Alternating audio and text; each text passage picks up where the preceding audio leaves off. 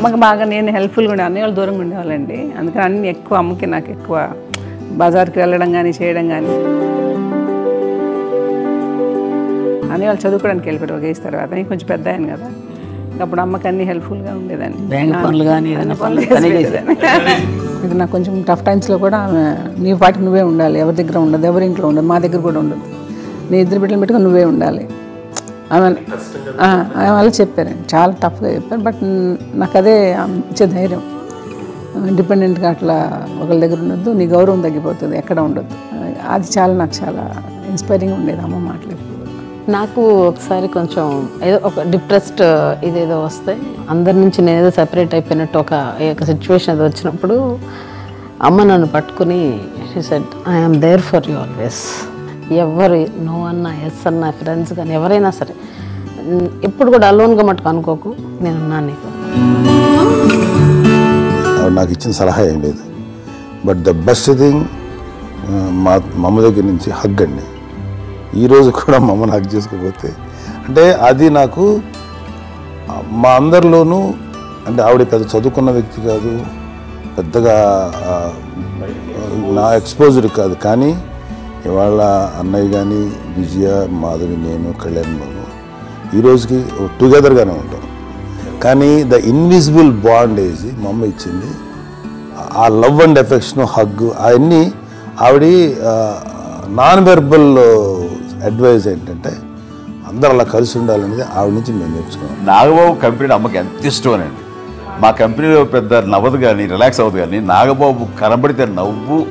అందులో అత్యంత క్లోజ్ తనేనండి. అది చెప్పే కదా ఇప్పటికి వాడు ముద్దు పెట్టుకుంటు దగ్గర లాగా.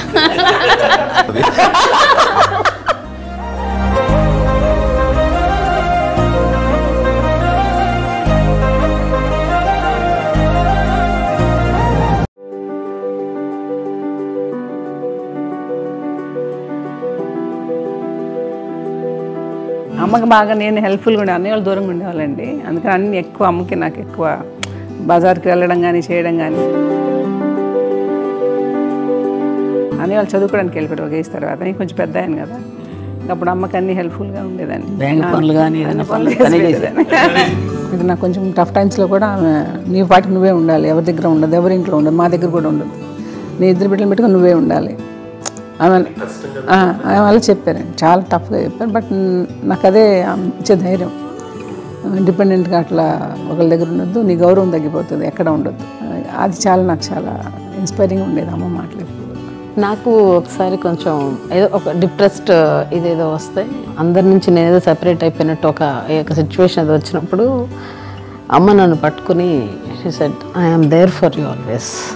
ఎవరు నో అన్నా ఎస్ అన్నా ఫ్రెండ్స్ కానీ ఎవరైనా సరే ఎప్పుడు కూడా అలోన్గా మటుకు అనుకోకు, నేనున్నాను నీకు. నాకు ఇచ్చిన సలహా ఏం లేదు. బట్ ద బెస్ట్ థింగ్ మా అమ్మ దగ్గర నుంచి హగ్ అండి.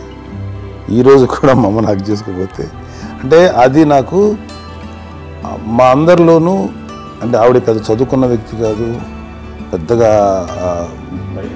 నా ఎక్స్పోజర్ కాదు, కానీ ఇవాళ అన్నయ్య కానీ విజయ, మాధవి, నేను, కళ్యాణ్ బాబు ఈ రోజుకి టుగెదర్గానే ఉంటాం.